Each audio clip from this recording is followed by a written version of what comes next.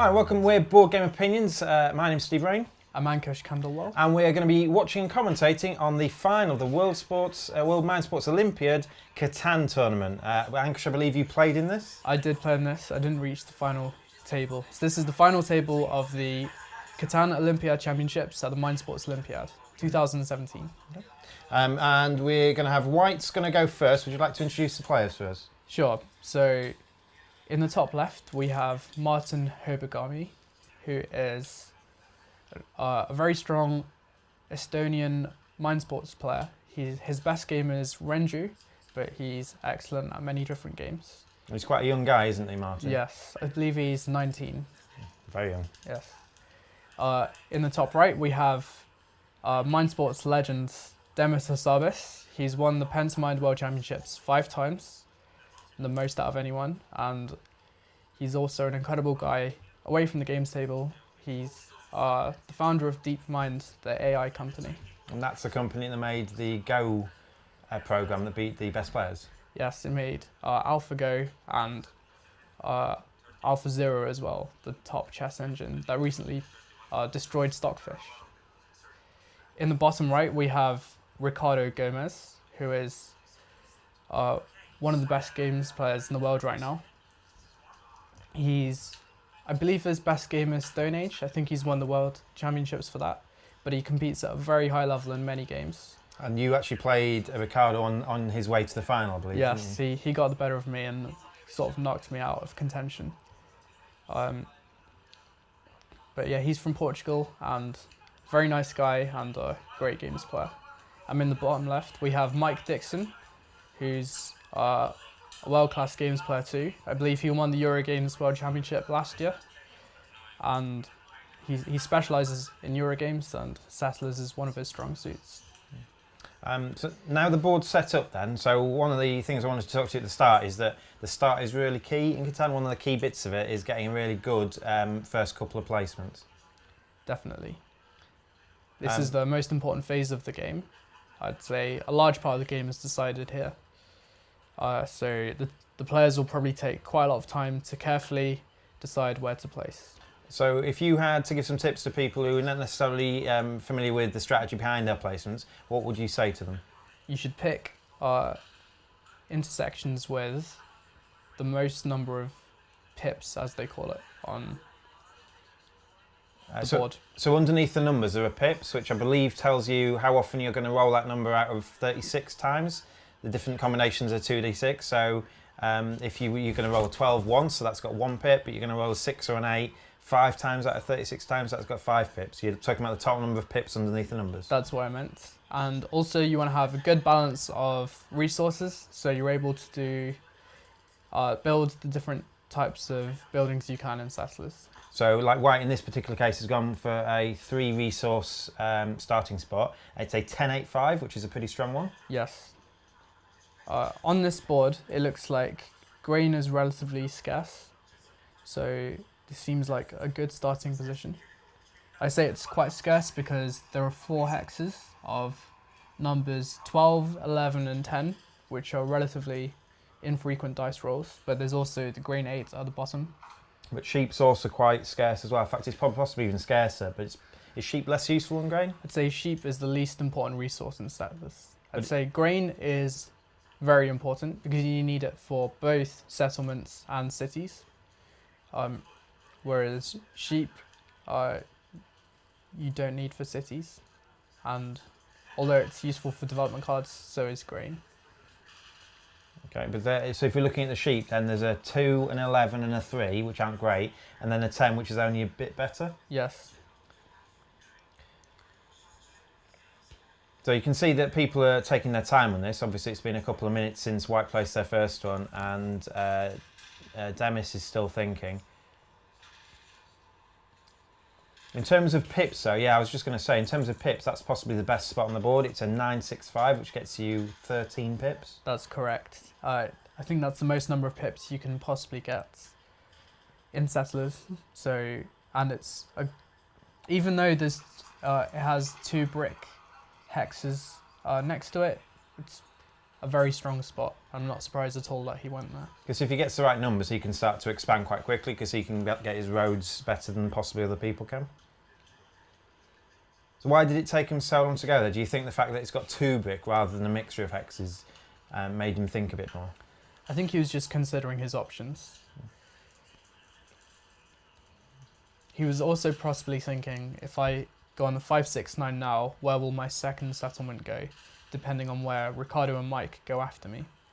So he might have been trying to plan ahead and see what they do. And ultimately he decided this was the best. Because that's what's going through Ricardo's mind now, because he's going to have only 2 settlements placed in between his first and second one.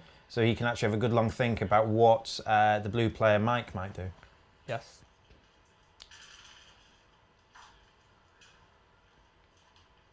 So if you were Ricardo, where do you think, what would your choices be between? Or are you trying to do what he's doing and trying to think what Mike's going to do as well? I think my preferred spot here would be the 10-8-4 near the bottom, because green is quite scarce in this game and there don't seem to be other great candidate moves. Okay, also sheep's quite scarce as well, and that's the best sheep space. Oh, you're right, he's gone there. He's gone there. And so then Mike gets 2, and obviously there is an advantage in going forth in that in the game your starting resources are the resources of your second settlement, and Mike's the only one who can guarantee knowing where his second one's going to be when he's placing his first one, isn't it? That is one advantage of going in last place. You get to decide which resources you want, but more importantly, in my opinion, you also get to have like perfect coordination between your 2 settlements. If you're in any of the other places, someone else might take your intended spot for your second hex, but here you have the perfect knowledge that no one can mess up your plans.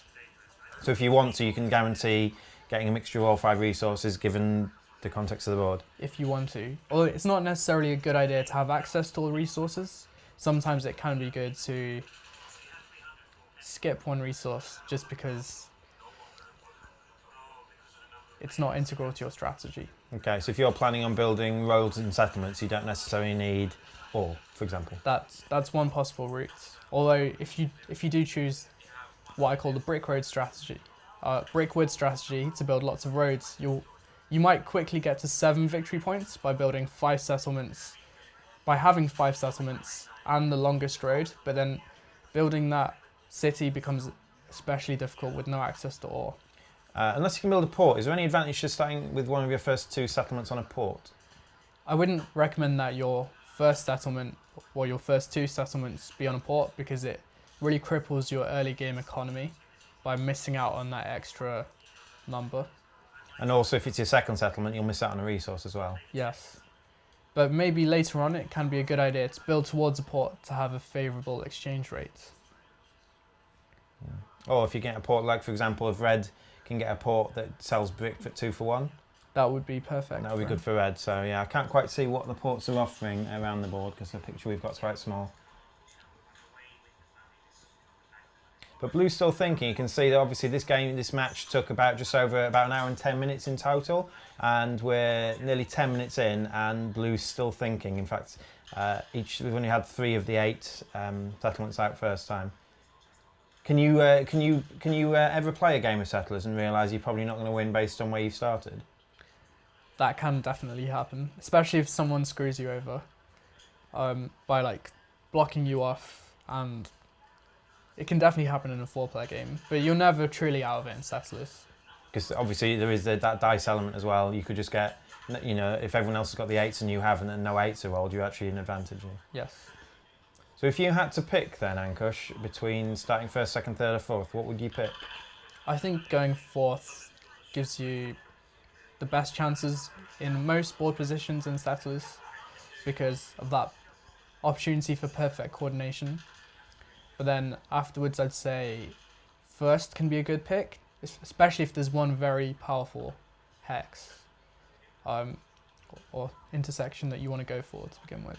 Yeah, especially if there's one resource that's rare and you can get a really good spot that includes the best hex for that resource as well. I think the dream would be the 9-6-5 or double or 1 green.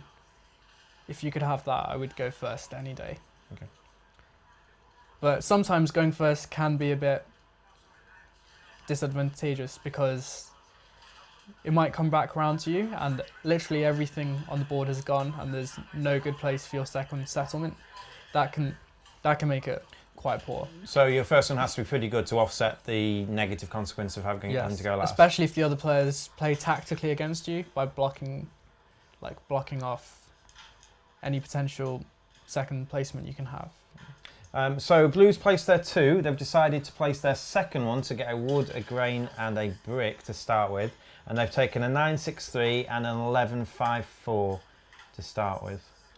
So actually Orange has made a quick placement there. They've taken the 4-3-8 up where the double ore is. So Orange actually in his starting hand has 2 ore. So he might be looking to start off with a city if he can get access to another ore and 2 grain. He does have the grain 8, so it's not an infrequent outcome for him to roll the grain. So I think that's his early game strategy. It shows you the strength of that first placement for Orange actually. Effectively placing there blocks the grain 8 from anyone else. Someone could take the 8-3 hex. Maybe player 1 might do that, Martin, if there's nothing else on the board for him, but I think that's relatively unlikely. So if Martin is on the brickwood strategy, as you say, that might be decent because you get grain and sheep there. Yes. Which are the other things you need for the settlements? But usually you don't want to go on a port to begin with, as we discussed.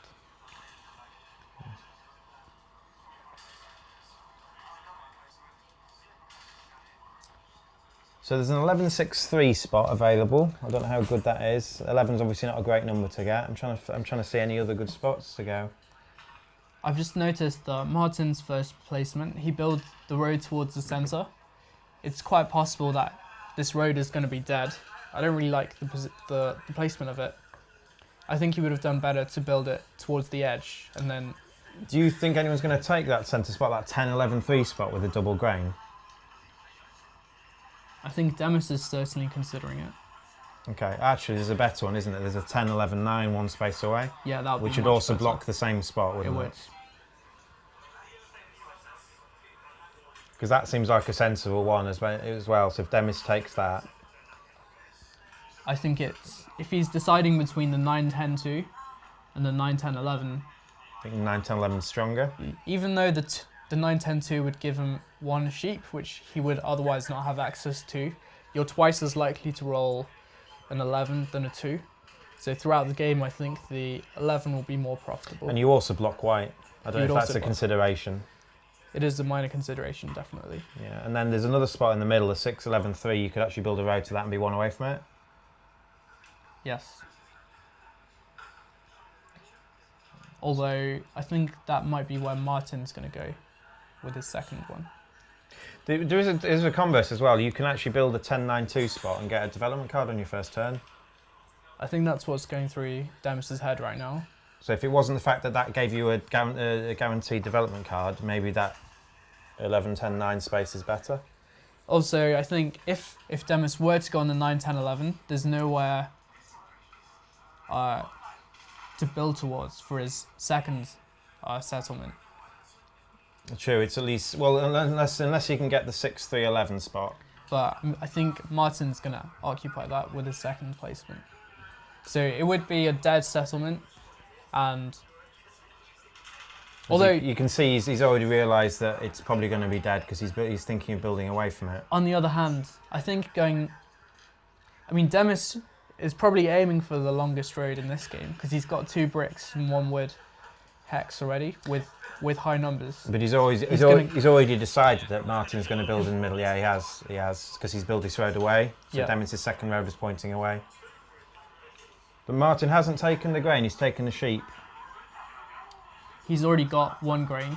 He's already got 1 grain. Yeah. So he's gone for the sheep. He's gone for a balanced strategy, and we're starting the game now. Okay, that's a 5. Generates wooden brick. Martin's decision was quite clear there actually, because now he can build this road towards the centre.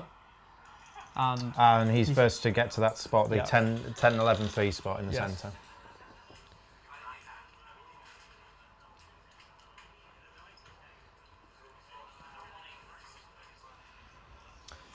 So now that people have placed at the start, who do you think came off best from those 4 initial placements? We could count the pips, but just based on rarity of resource or anything like that. That's a difficult question. Yeah, I Requires a bit understand. of analysis. I'm having a look.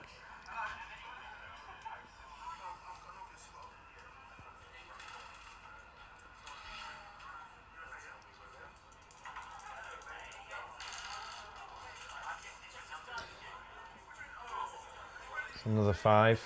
5's come up a couple of times now. Favours everyone but Ricardo, who's not got a 5 under his control, I'm afraid. Another question for you while you're thinking about who's come off best is sometimes when you place your second one, you find you get a lot of some of the similar numbers that your first one gets. Yes. In fact, if we look at Ricardo's position, his numbers that he's on in the top are 8-4-3, and in the bottom it's 8-4-10. So he's like really heavily on 8s and 4s, which means if they come up, he might be in good shape. And if not, he will get obliterated. So he's actually increasing the variance on his strategy. That can be a good thing to do, definitely. Just in a 4-player game specifically. The downside is you have a higher probability of tribute risk, which means during settlers, if you have more than 7 cards in your hand and a 7 is rolled, then you lose half the cards in your hand.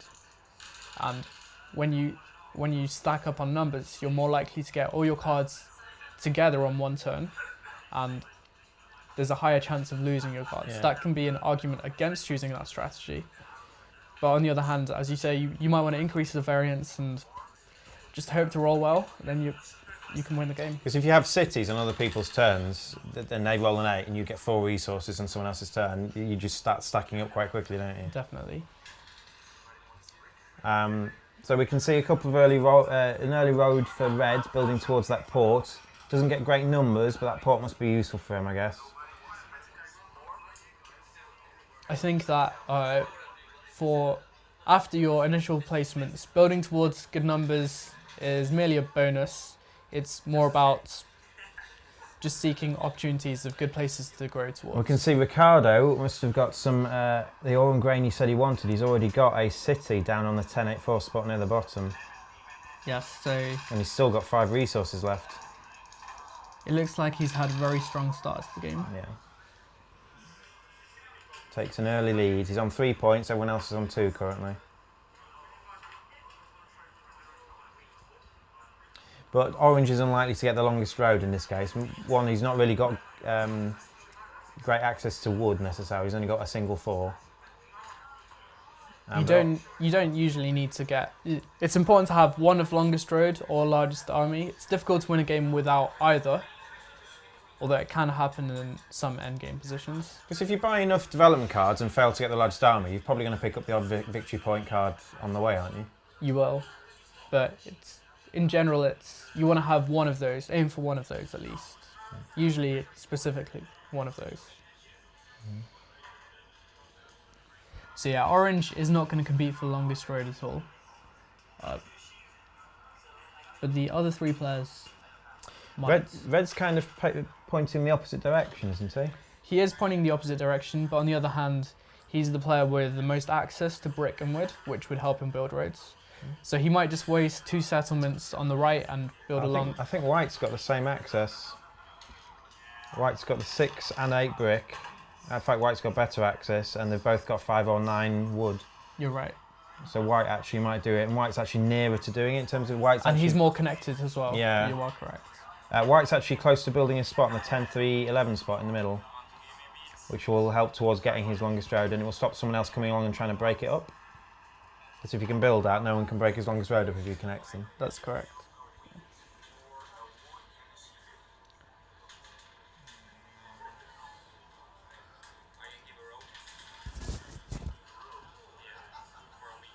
So, what's the format of this? Because you said Ricardo knocked you out of contention. How many matches do you have to play before the final? So I think there were 3 rounds of qualification, after which the top 4 places would go to the final table that we're looking at right now. And out of those, the winner will win the gold medal to become the Olympiad champion. Which you won one year, I believe. I didn't win. I've never won the Settlers tournament, but I've won a few other tournaments. The overall Olympiad champion, though, you won, didn't you? Oh, yes. This is part of the Mind Sports Olympiad, and the tournament takes place over 1.5 weeks in London, and there's an overall competition called the Pentamind World Championships, which takes into account all of the different games played throughout the 2 weeks, and whoever does best in their top 5 events will win the Pentamind World Championships. I did win that once in 2013, tied with Andres Kusk, the very strong Estonian games player. And I've missed out more recently. I've come second quite a few times, but my time will come again. This isn't your strongest event, though, is it? What are your strong events in this? I would say Settlers is one of my strong events. Okay. But I'd say maybe Acquire and Poker are also some of my stronger events. You can see people having stacks of cards, so I can look at Ricardo's. He must have more than 7 there. Listen, but they're trying to negotiate a trade, I believe. They haven't rolled a 7 yet. There's no robber being moved. So when you roll, a 7, what are you trying to do with it? Does it depend on the stage of the game? Are you trying to kneecap the leader, or are you trying to get a resource you want? So if you know someone who's not doing very well but probably has the brick you need, would you be more likely to steal off them, or? Usually, it really depends. Like if you need that, if you've got a hand of 2 ore and 2 grain, and you want that extra ore, and ore is really difficult to get for you in your position, then sure, you might steal off the player who's most likely to give you that ore to build your city. But usually you would just want to attack the leader and put it on the number that gives them the highest income or the most threatening income. Or you should, especially in the early game, you should try and block as many of your competitors as possible. The 2 bits of skill in the game are the trading aspect and the initial placement. They're the big bits of skill. They're the huge parts of skill, definitely. Then there's lots of opportunities to micro-optimize throughout the game as well. So White's built their settlement. So White has got 3 points as well as Orange has got 3. And White is close to getting the longest road. He needs 2 more roads. I believe that is a second city for Ricardo. Ricardo has taken a huge lead in this game. Yeah, and especially if 8s and 4s are rolled, he's getting 4 resources for every 8 and every 4. I wonder if someone just traded with him there. I believe he did. He was angling for a trade. He was looking for a trade, but it seems crazy to trade with him. He traded 4 brick for something. I don't know if he needed I don't know if he got 1 resource and then traded 4 brick for the other one he needed, but he might have just trying to get a grain for cheap. But no, he's offering a grain, I think. It looks like Mike has just built a road and settlement, and he's got onto the 8-3. So now he's got access to the grain 8 as well. So he's come around the corner, yeah, to get that, which is pretty strong. And if Mike can connect his roads up, he'll get the longest road as well, although brick doesn't come as easily to him as it does to Demis. But he does get more wood than the others. He does, yes, he does. So it depends on the rolls, as it does in this game. You can have the perfect start, but the rolls might just not be kind to you. That's a 6 again. Still no 7s being rolled. So if you're leading then, and people are trying to handicap you by rolling 7s, do you think a development card strategy going for the largest army will be better than just trying to expand? That's one way to counter someone putting the robber on you, to buy development cards and pick up knights and then move the robber away. But I wouldn't say that's the primary motivation of choosing that strategy. It's more of a consequence of the resources you have. Okay, so in this case, now he's got 2 cities, Ricardo might be looking for a development card strategy. Definitely. Because he's heavy in ore and he's got the best sheep and the best grain on the board. Yes. If he rolls a 4, followed by a 10, that's 2 development cards for him straight away. Yeah, so he's leading on 4, but everyone else has got 3 now. Demis has just built his 3rd settlement, and he's got a port now. Although it's next to a 12, so it's not that great a spot, is it? I think the port that Mike's got down the bottom with the 8 and the 3 is a much better spot to get.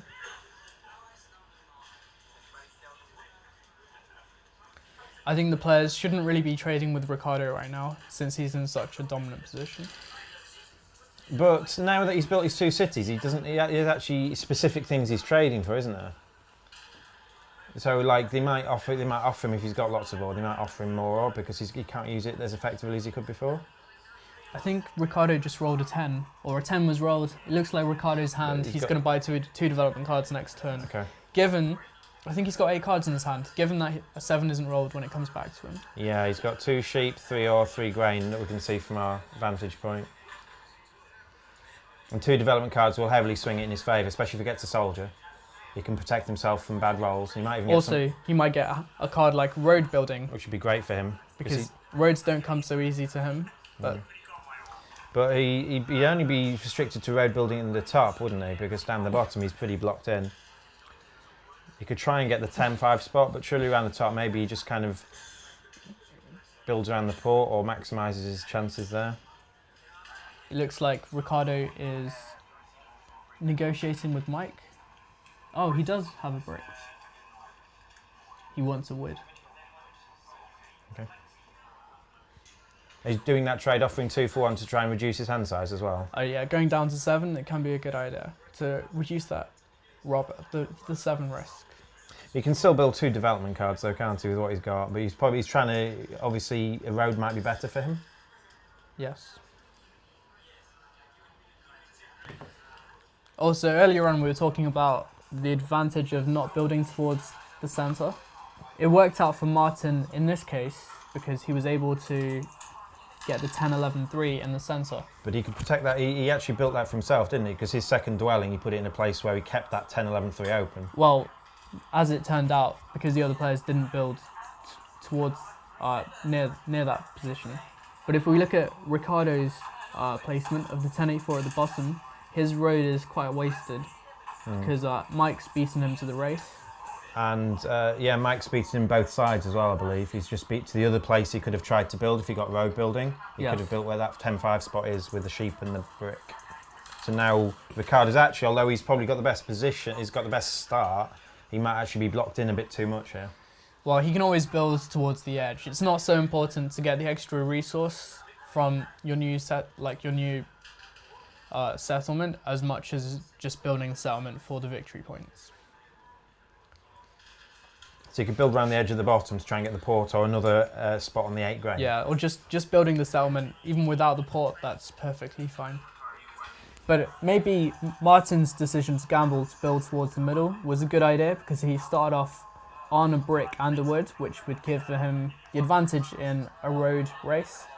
Whereas for Ricardo, he doesn't have that same thing because he went on a grain, wood, and a wheat spot. So he would have got some access to wood, but not to brick. But anyway, we're past that right now. They've put the robber on the desert, but there still hasn't been a 7 roll. That's quite amazing, actually, in this many turns in the game. It is rather unlikely, but it can happen. 6 again.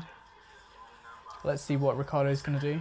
Looks like he would buy 2 development cards. 6 is a number that benefits everyone but Ricardo, isn't it? He's buying 1. He's going to see what it is first, isn't he? But he can't use it this turn. You can't use the development card to turn you get it unless it's a victory point card and you've won. I believe, is that right? Yes. And he's built a road because he managed to trade with Mike to get the wood and the brick. Okay, so he's intention and he's going to build... Oh, he's got settlements. Oh, he has. He must have had 2 brick, not 2 all. Must have misread that. Okay. So yes, this is a disadvantage in trading who the perceived leader. I mean, he's been traded with twice, and both times he's benefited. He built a city last time he traded, and a settlement this time he's traded. So I remember I played Settlers of Catan back when it was called Settlers of Catan back in 2001, and it was the game that got me into modern board gaming. I played it at Dave Muller's house, and immediately went and bought it. I thought it was great. What was your first encounter with Catan? Catan was one of the games I think I learned it in 2010. I wasn't really playing many other Euro games. I was more of a chess and cards player at the time.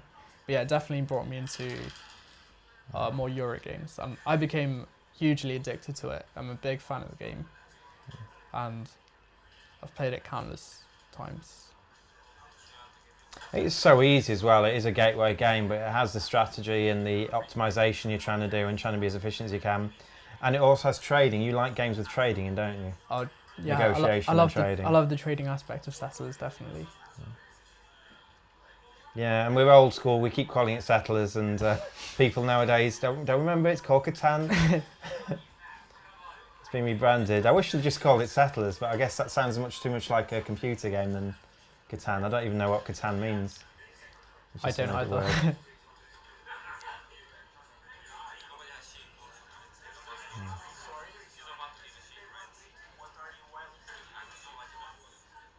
So they're trying to trade again. This time people are trying to get things off Ricardo, I believe. Martin's looking for sheep, and Ricardo's asking Martin to make him an offer. And he's passed his turn, I think. Yeah, he's about to roll the dice, yeah. Demis he didn't have enough to offer. There's a 3 though. That does give sheep. And it does give Martin 2 sheep. No, he didn't. That's not sheep, is it? That's all. I'm just reading it. But it gives Mike sheep. It gives Mike 2 sheep. There we go. And Demis has built a city on his strongest spot. It doesn't seem like he's expanded that far, so obviously the 9s and 5s haven't been rolled as much. He might be short on wood, because I know 6 has been rolled a fair bit. Demis has doubled down on the 9s. He's got the brick 9 and the ore 9. There must have been some 9s for him to get the city.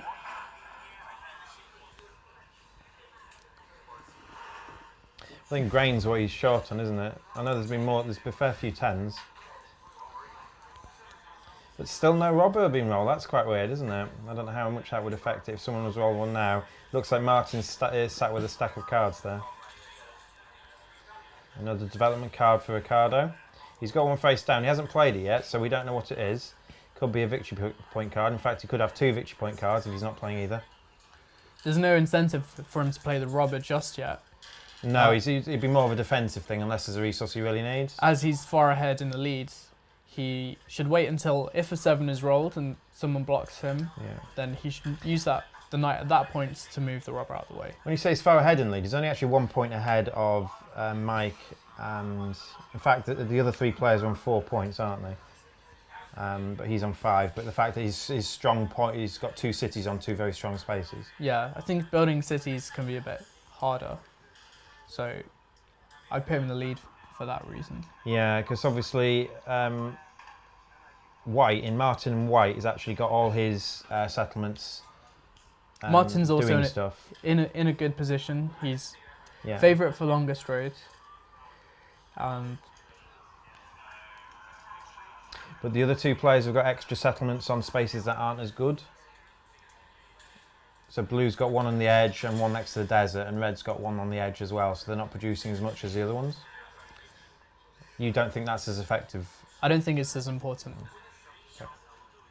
Just having them is a point on the board, is it? Yes.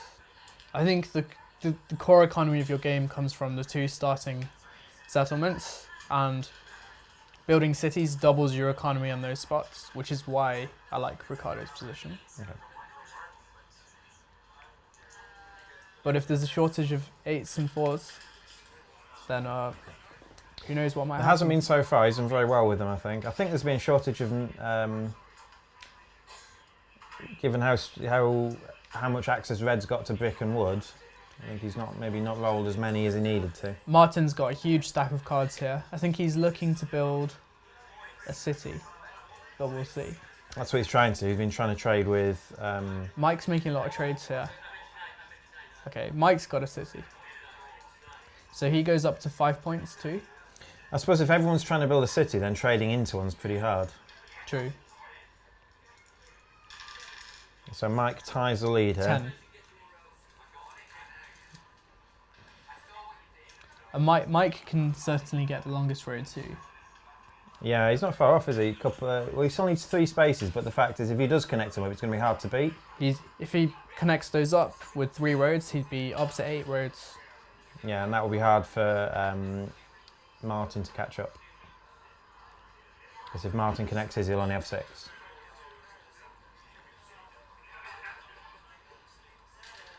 Because there's no incentive for Martin to try and get there first, because if... Martin has just built a settlement. Sorry, carry on, Steve. There's no incentive for Martin to try and connect his up first, because if Mike ever connects his up, he'll win 8.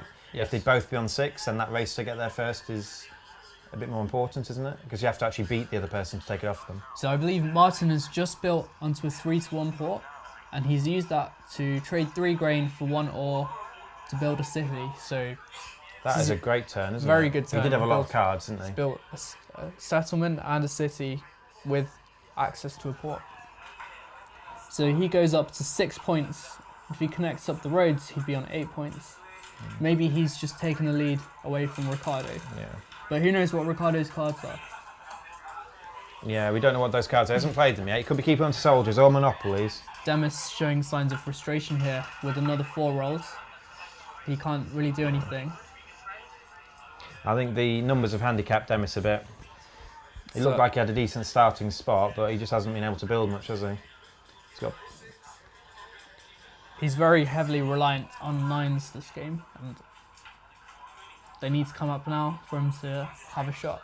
Like I say, 9s are more like to roll than 4s, but it seems like there's quite a few 4s being rolled. That can definitely happen. And still no 7.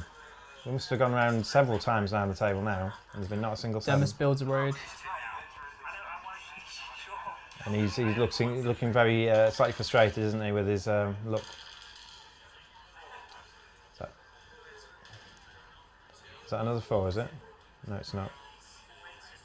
Yeah, there's a 4. It's another 4, yeah. And that gets Ricardo 5 cards because he's got 5 yes. on the 4s. The rob has still not been rolled. I think 2 4s in a row. He's just picked up 10 cards in 2 rolls. Yeah. He should have enough to build, and given 4s getting him wood and He doesn't ore. have access to a port though. He doesn't, but he's got 2 sheep, so if you can trade into some grain, he can get some more development cards. But he has to trade at an exchange rate of 4-to-1. And the other players probably don't want to help him right now. Certainly Martin doesn't. Maybe Demis will, if he gets a very favourable offer. Yeah, but...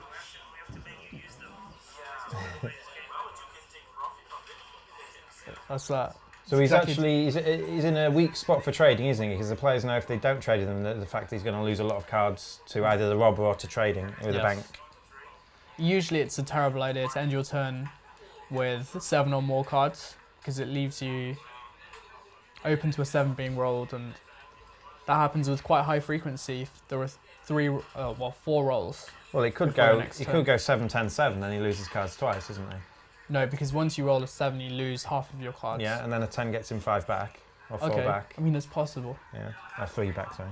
Well, not 10, but a 4. 4. Oh, he's revealed Year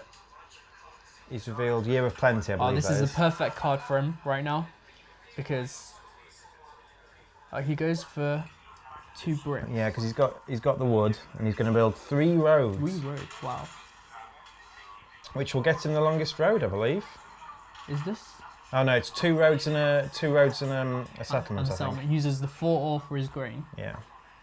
So where's he going to build it? Is he going to be? It's going to be around the top. So he's going to monopolise on this 4, and he gets a port as well. And he's also threatening longest road with another road gets him it. Yeah. So how many points does this put him on? We can see 6 points on the board. Yeah, which ties with Martin, I believe. Martin's got 6 as well. But if he's got a victory point there, he just needs another road and a point, and that could be 10 points. The other players have to be careful. I think now's the time for Martin and Mike to connect up their roads and... to stop him getting it. Yes. That's actually how I lost my game against Ricardo. He just sneaks in with the longest road and stole it off me.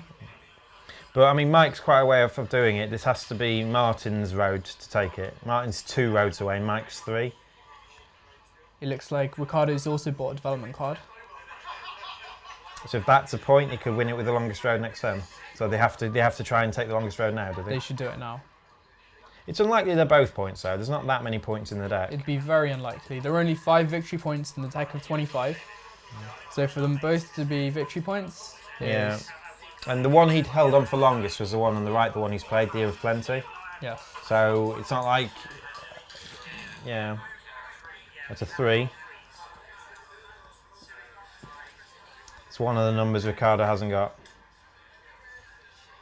No, he has a 3. He has a double R at the top, yeah. He's on 8, 4, 10. 11. 3, 4. Yeah. 8.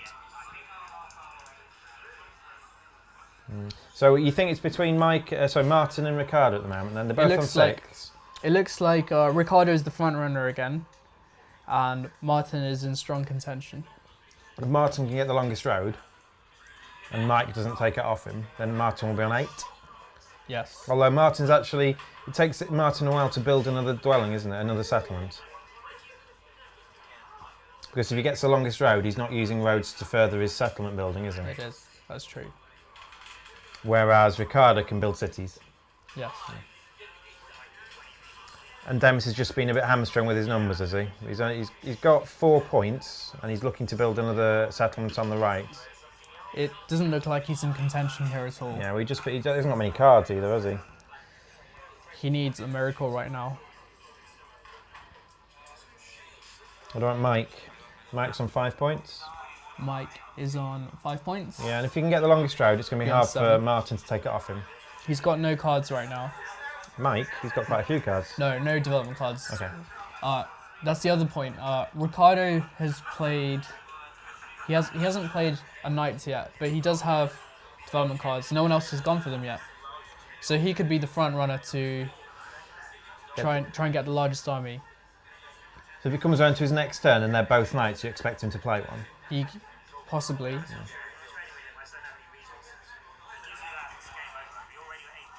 Yeah. They think he's got 8 points already. Demis is saying that Ricardo is on 8 points. So Demis is claiming that these 2 are victory point cards. That's is that just hypothetical, or is this hypothetical? He only just drew a development card now, so I don't think he would suggest that the one he drew now is a victory point. But this is like a worst case scenario. So Demis is saying don't trade with him because he could be about to win. Demis doesn't want trades to happen here, unless they're with himself. Sure. But he's only got 2 cards. So he's unlikely to want have anything that people want.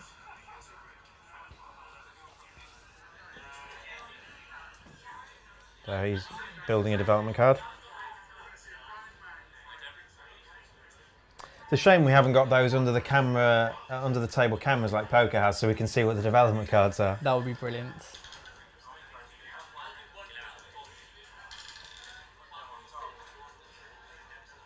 Another 8 rolls. Demis showing more signs of frustration. Yeah. Understandably so. The dice have not been kind to him this game. No. How many people entered the competition? I think there were 61 players this time, roughly around 60. So a pretty good turnout. Do you need to win? Do you need to kind of your record needs to be win second or something? Does it? Roughly that. Win second, win third. Might get you to the final table. And if it's a tie, it goes on number of victory points per game or something? Yes. It's not actually what position you finish, it's the number of victory points you get. A win would actually get you 11 points, 10 plus a bonus point for the win. Okay. So win second, and if your second was with 9, but win second and your second was with 5, you're doing badly. Exactly. Okay. And Ricardo pipped you, did he, in the game that knocked you out of contention? Yes. Was it a game you didn't score very well in then? I think I got 7 points roughly. But he snuck the quick end of the game and you failed to get extra points. I think he rolled like forward in 2 turns, and that was longest road and the game. And he also he has this thing, he likes to deliver a speech before a victory. So after he rolled those cards, he talked to everyone around the table, gave him a bit of a compliment, and he's quite a showman. And then he revealed that he'd won. In poker, that would be quite rude. It would be considered a slow roll, to have the winning hand but not to show your opponents. But Ricardo's a very nice guy, a good gentleman, so I let him off for that. Having played with him before, then you kind of knew it was coming? Possibly. I mean, it's still a little bit disrespectful in some ways, but I'll accept that from him.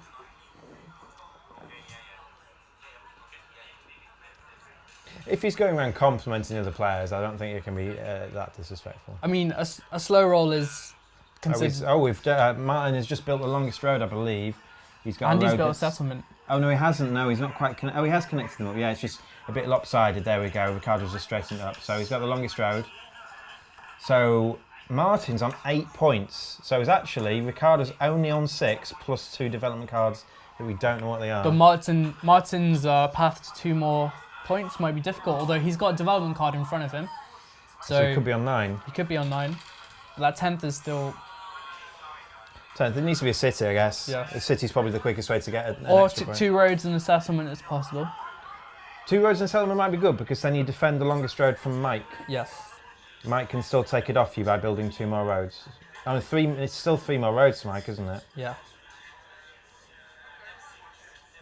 So it looks like without Mike doing something drastic, it looks like Martin's going to keep the longest road for the foreseeable future, and more importantly, it stops Ricardo getting it.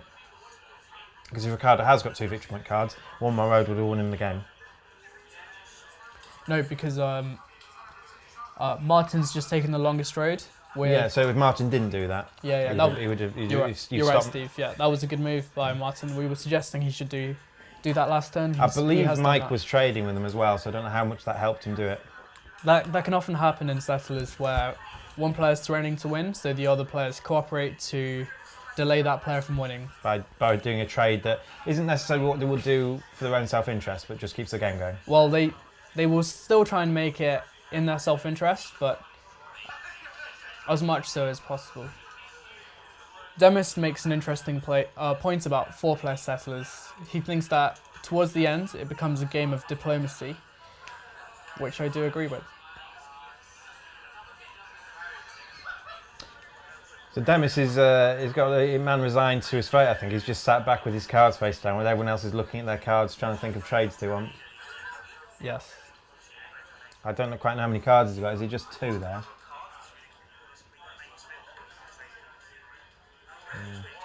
Do we know what ports that Ricardo's got? Is it 3-1 port, is it? I think Because the 3-1 ports are evenly spaced out, aren't they?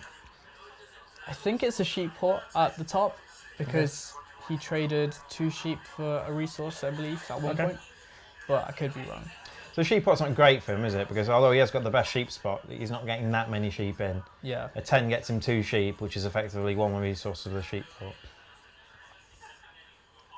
I think Ricardo's path to victory is probably to buy some development cards and play some knights. Get 3 knights on the board. And we were saying, if these were knights, he'd probably be playing one now if they were both knights. They were both knights. We still haven't had a 7 rolled. I don't think I've ever seen a game go this long without a 7 Wait, has a being 7 still not been rolled? rolled. No, the robber's still in the desert. That is incredible.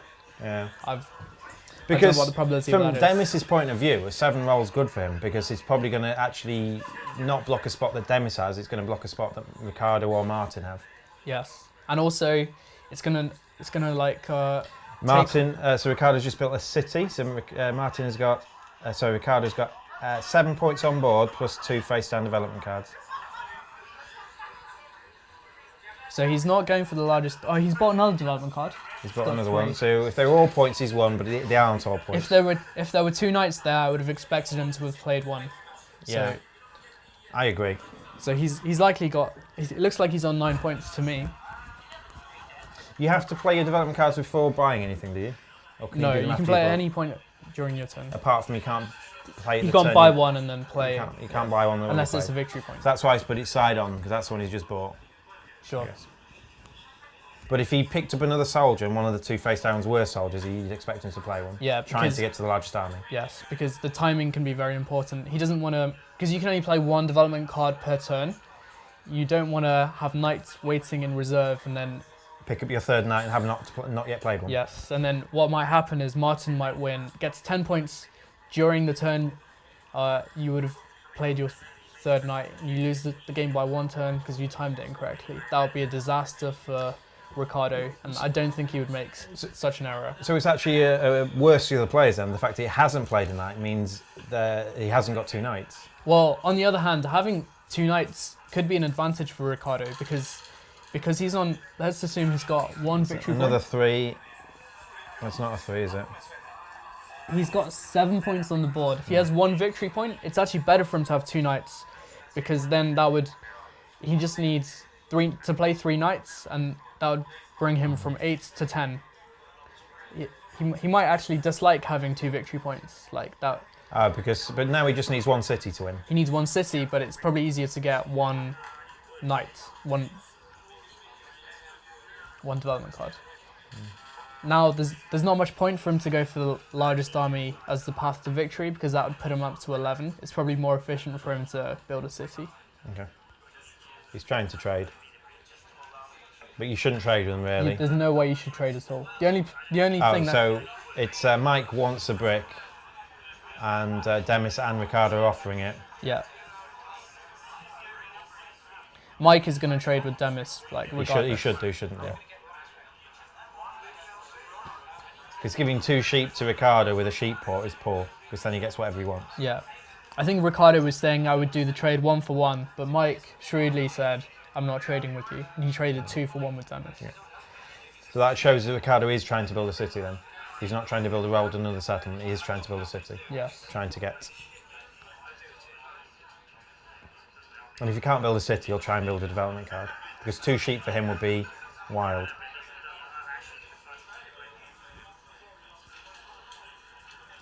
So it looks like Mike's going to do something here. Mike looks like to have about 10 cards in hand. It looks like he wants... he's got lots of sheep. He's going to build some roads, maybe compete for the longest road. Yeah, that's 2 roads.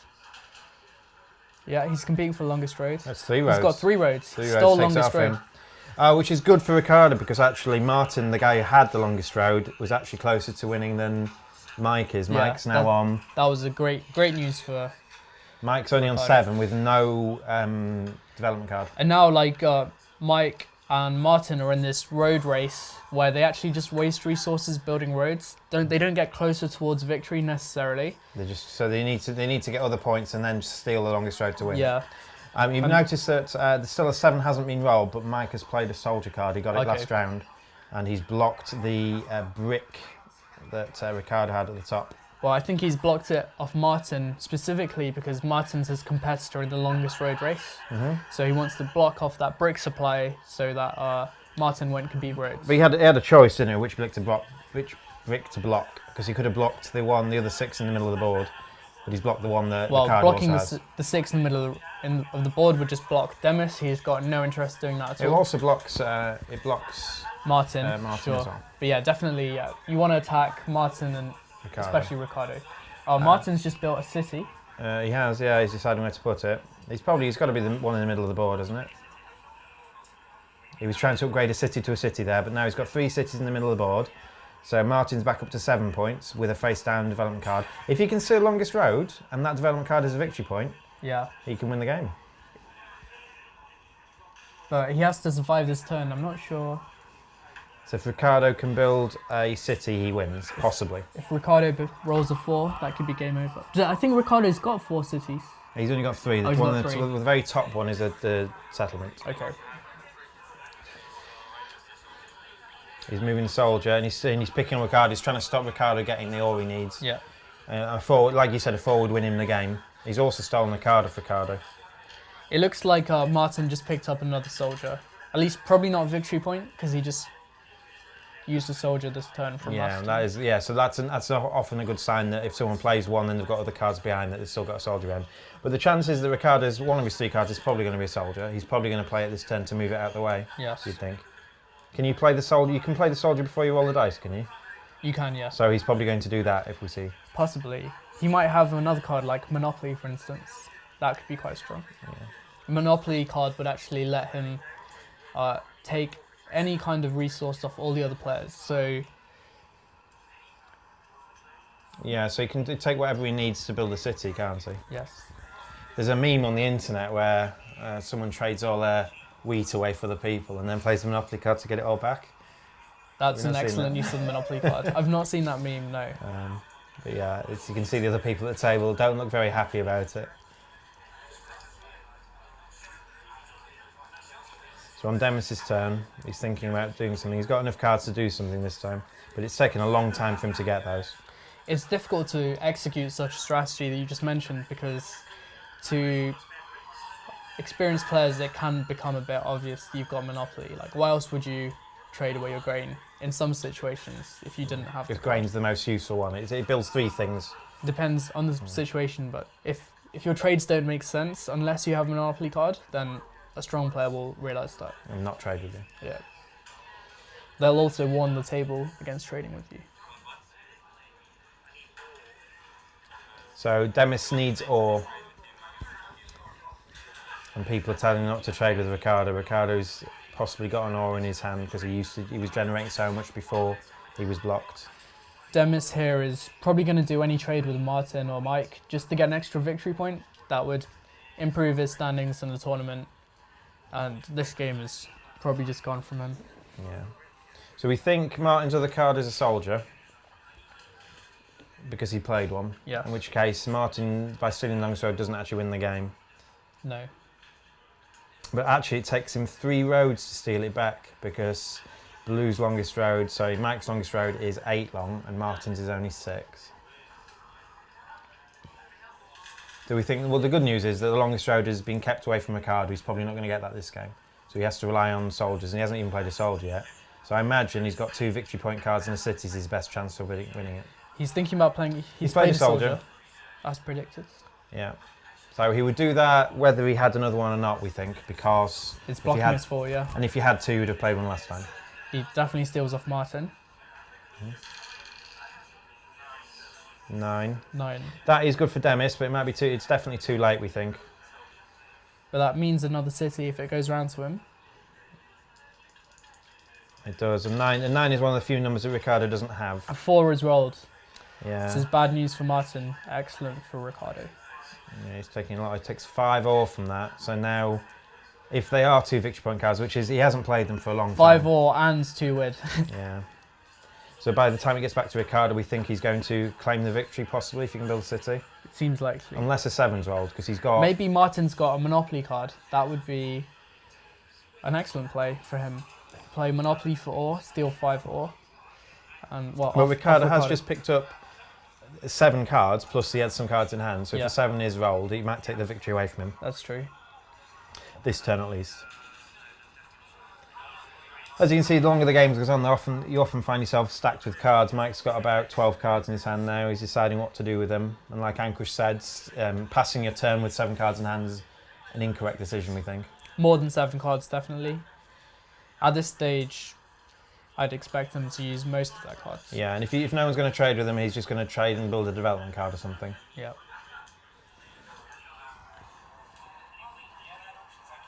How many points is Mike on? It looks like he's on... Mike's got the longest road and 5 points on the board, so Yeah. Mike's on 7 points. But he's got no face down development cards, so that is 7 points guaranteed. Whereas Ricardo's on 7 points, face up, but he's got 2 face down cards as well. So Ricardo could be on 9.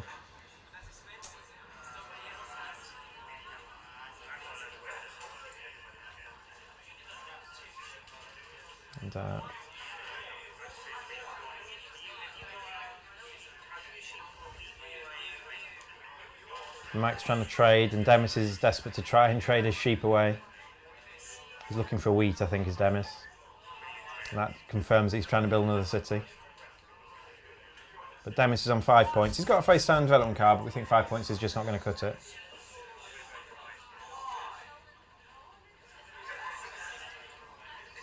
There we go. And what's Mike going to do with that sheep?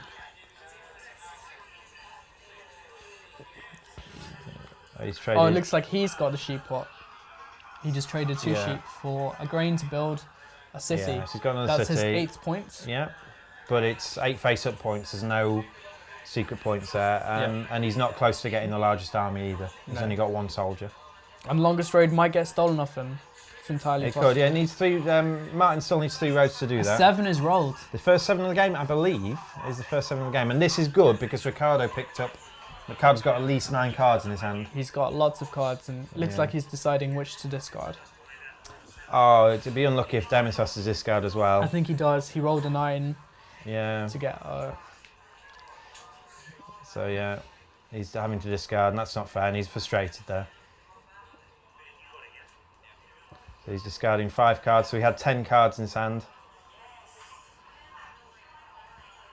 And I think he's also going to have one stolen as well, I imagine. That the robber's going to go back on the 4 spot at the top, most Definitely. likely. Although the 4 was just rolled, I think Ricardo's gotten a 4. It might go on a green. The green 8 might be a good choice. No, he's trying to put it somewhere where he can steal something he wants, I think. And Demis is saying, don't steal off me, steal off Ricardo.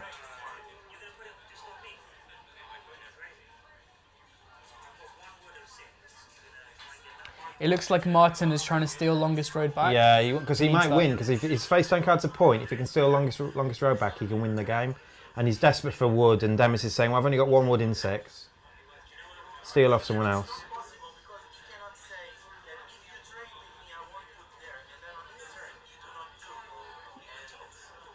And they're trying to make a deal. Don't put it down, I'll trade with you. And Ricardo says you can't do that. Because he can. It's not a guarantee, is it? If I say I will trade with you, I don't have to in the future. It's not enforceable. No.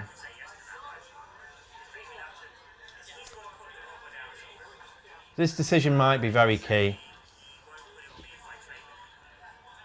If you don't block the 4 and a 4 comes up, you imagine that Ricardo's going to win. They must be victory point cards face down on the front there. Everyone else at the table wants Martin to put it on Ricardo and steal off Ricardo. But Martin needs that wood, I believe. Yeah. And Demis is most likely to have it. So they're trying to come up Demis with... said he has 1 wood in 6. Whether you believe that or not, I don't know. Demis is...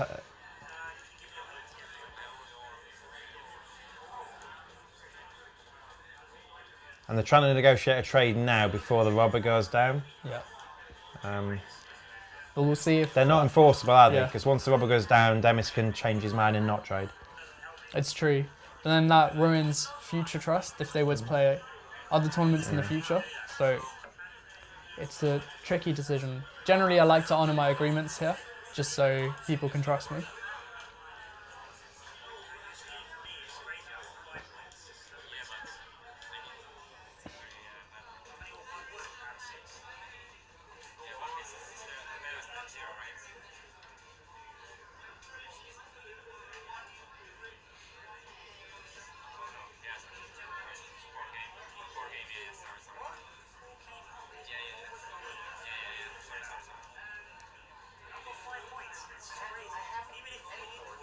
Yeah, so the people have rated Martin enough that he is going to pick on Ricardo, and Demis is saying, I've got 5 points, this is crazy, don't pick on me.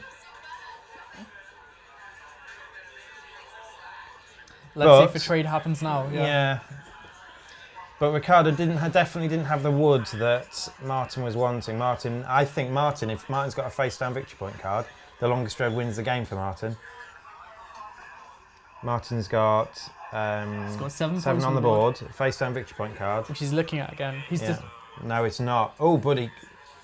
That is a... Year of Plenty. Year of Plenty. So he does that to buy another development card. Yeah. Because if that is road building, it looks like it's a soldier where he's put it. Although if it was a soldier, he should be playing it, shouldn't he? You can't play it. Oh, you can't play it the turn you played it. I forgot. Another 4 rolled, and fortunately he blocked that 4. Yeah.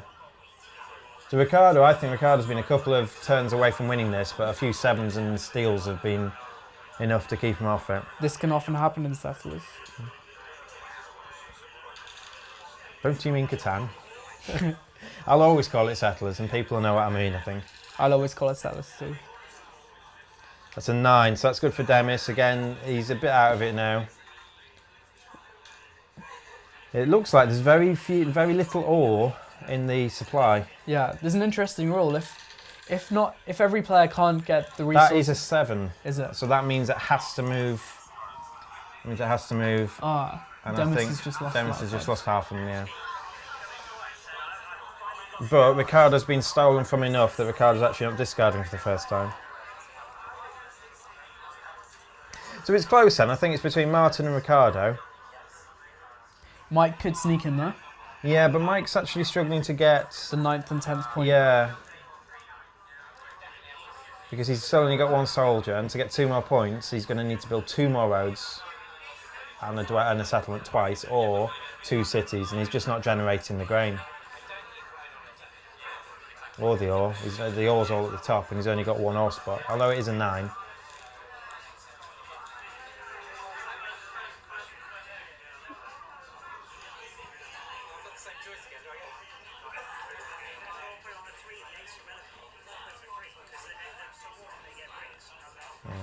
So it seems like a now collective effort to stop Ricardo winning. I'm not sure they realise how close Martin might be to winning now. It's true. Although Martin might not have a victory point card now. We thought it was a victory point card before. Yeah, Ricardo's been stolen from again, which is the correct strategy from the collective 3 other players. Definitely.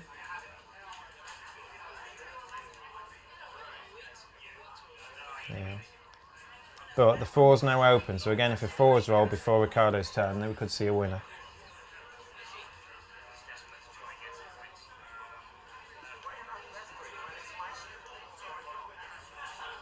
So, in terms of the overall Player of the Year standings, do you get points? Do you get points towards that for where you place in the final or every event?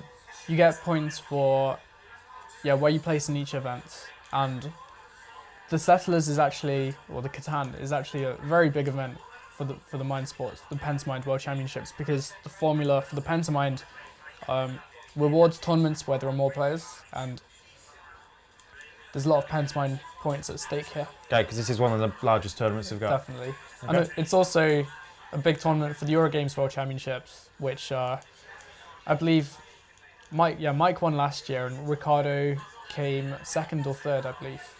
So Okay, it's a and big tournament for them. that is at this event or a separate event? It's at this event.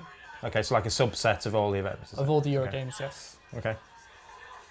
So you, you can go along to this, and I can say I'm a Eurogame player. If I can play in all the Eurogames, they won't clash with each other, and I can go towards the Eurogame Championship. Okay. Whereas if you want the abstract games, I imagine they won't clash either. Yeah, that's right. So that's all the coverage we were given, I'm afraid. We were told the end result was that Ricardo did win. It would only have been a turn or 2 in the making. He won by building his last city. He did have 2 victory point cards secret. So Ricardo did win this event. How do you think it played, Ankush? I thought he had a very strong start from the beginning, and looks like he played very well. The other players did slow the game down by not trading with him at the end.